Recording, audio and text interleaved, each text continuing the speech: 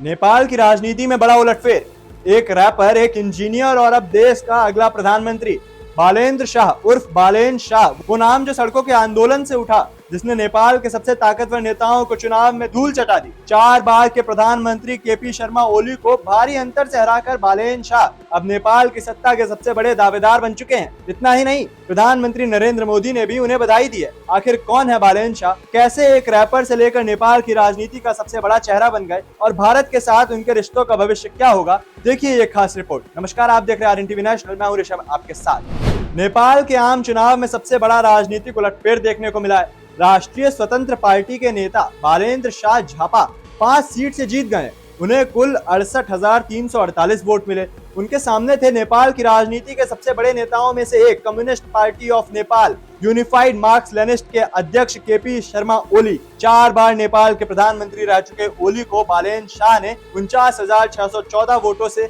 बड़े अंतर से हरा दिया। नेपाल चुनाव के नतीजों के बाद प्रधानमंत्री नरेंद्र मोदी ने भी बालेन शाह और नेपाल की जनता को बधाई दी। अपने एक्स हैंडल पर उन्होंने लिखा कि नेपाल के चुनाव का सफल आयोजन लोकतंत्र की ताकत को दिखाता है। उन्होंने कहा कि नेपाली भाइयों और बहनों को अपने लोकतांत्रिक अधिकारों का इस्तेमाल करते देखना खुशी की बात है और भारत नेपाल की नई सरकार के साथ मिलकर काम करने के अपने वादे पर कायम रहेगा। नेपाल की राजनीति के अन्य बड़े चेहरों के नतीजे भी सामने आ चुके हैं। पूर्व प्रधानमंत्री पुष्प कमल दहल प्रचंड ने परकम सीट से चुनाव जीता है। उन्होंने 6,778 वोटों से जीत दर्ज की। वहीं पूर्व प्रधानमंत्री माधव कुमार नेपाल को बड़ा झटका लगा दिया। रौतहट 1 सीट से चुनाव लड़ रहे माधव कुमार नेपाल को हार का सामना करना पड़ा और वे तीसरे स्थान तक भी नहीं पहुंच सके। एक और पूर्व प्रधानमंत्री डॉक्टर बाबूराम भट्टराई ने पहले गोरखा 2 सीट से चुनाव लड़ने का फैसला किया था, लेकिन बाद में उन्होंने अपना नाम वापस ले लिया। वही 2 अन्य पूर्व प्रधानमंत्री शेर बहादुर देउबा और झलनाथ खनाल इस बार चुनाव मैदान में उतरे ही नहीं।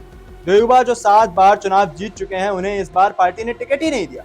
बालेन शाह की पार्टी राष्ट्रीय स्वतंत्र पार्टी ने बड़ा प्रदर्शन किया है। अब तक पार्टी 73 सीटें जीत चुकी है और 53 सीटों पर आगे चल रही है। नेपाल की संसद में कुल 275 सीटें हैं। इनमें से 165 सीटों पर सीधे चुनाव होता है, जबकि 110 सीटें प्रोपोर्शनल रिप्रेजेंटेशन सिस्टम में जरिए बांटी जाती हैं। इस सिस्टम में देश भर के मिले वोट प्रतिशत के आधार पर पार्टियों को सीटें मिलती हैं। पिछले 2 दशकों से नेपाल की राजनीति 3 बड़ी पार्टियों के इर्द गिर्द घूमती रही है। नेपाली कांग्रेस, जिसका चेहरा शेर बहादुर देउबा है, CPN UML, जिसके नेता केपी शर्मा ओली है, और कम्युनिस्ट पार्टी ऑफ नेपाल माओवादी सेंटर, जिसके नेता पुष्प कमल दहल प्रचंड है। क्योंकि किसी पार्टी का स्पष्ट बहुमत नहीं मिलता था, इसलिए गठबंधन की राजनीति होती रही और प्रचंड कई बार किंग मेकर बनते रहे। अब बात उस नेता की जिसने नेपाल की राजनीति में नया अध्याय लिख दिया। 1990 में काठमांडू में जन्मे बालेन शाह पेशे से इंजीनियर हैं। उन्हें भारत के बेंगलोर स्थित विश्वरमैया टेक्नोलॉजिकल यूनिवर्सिटी से पढ़ाई की है। बालेन शाह एक लोकप्रिय हिप हॉप रैपर भी रहे हैं। उनके गानों में भ्रष्टाचार के खिलाफ आवाज उठाई जाती थी। उनके यूट्यूब चैनल पर 10 लाख से ज्यादा सब्सक्राइबर हैं।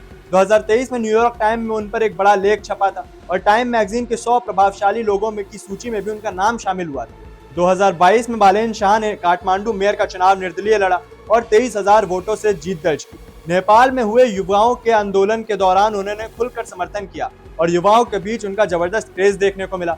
इस साल जनवरी में उन्होंने मेयर पद से इस्तीफा देकर संसदीय चुनाव लड़ा और अब ये नेपाल के सबसे युवा प्रधानमंत्री बनने की ओर बढ़ गए हैं। बालेन शाह का भारत से रिश्ता भी दिलचस्प है। 2023 में जब भारत के नए संसद भवन में अखंड भारत का नक्शा दिखाया गया, जिसमें लुम्बिनी और कपिल वस्तु भारत के हिस्से में दिख रहे थे, तो बालेन शाह ने अपने दफ्तर में ग्रेटर नेपाल का नक्शा लगा दिया था। इसके अलावा आदिपुरुष फिल्म में एक डायलॉग सीता भारत की बेटी हैं पर भी उन्होंने आपत्ति जताई थी। नेपाल की मान्यता के मुताबिक माता सीता का जन्म जनकपुर में हुआ था, इसी वजह से उन्होंने काठमांडू में बॉलीवुड फिल्मों पर बैन तक लगा दिया था। हालांकि बाद में हाईकोर्ट ने इस फैसले को रद्द कर दिया। अब बालेन शाह के सामने कई बड़ी चुनौतियां हैं। उनकी पार्टी ने चुनाव से पहले वादा किया था कि 12 लाख लोगों को रोजगार दिया जाएगा। प्रति व्यक्ति आय को $1470 से बढ़ाकर $3000 करने का लक्ष्य रखा गया है। अगले 5 साल में नेपाल की GDP को $100 अरब पहुंचाने का भी वादा है। इसके साथ ही पूरे देश में हेल्थ इंश्योरेंस को विस्तार करने की भी बात कही गई है। विदेश नीति में भी बड़ा सवाल यही है कि बालेन शाह भारत और चीन के बीच संतुलन कैसे बनाएंगे। नेपाल की राजनीति में एक रैपर से प्रधानमंत्री बनने की कहानी दुनिया का ध्यान खींच रही है। बालेन्द्र शाह ने पुराने दिग्गज नेताओं को पीछे छोड़ दिया है और अब नेपाल की सत्ता की कमान संभालने जा रहे हैं। लेकिन असली चुनौती अब शुरू होती है। क्या बालेन शाह अपने बड़े वादों को पूरा कर पाएंगे और भारत नेपाल रिश्तों में उनका क्या रुख होगा? इन सवालों के जवाब आने वाले वक्त में साफ होंगे। फिलहाल इस खबर में इतना ही। अपडेट्स के लिए जुड़े रहिए RNTV नेशनल के साथ।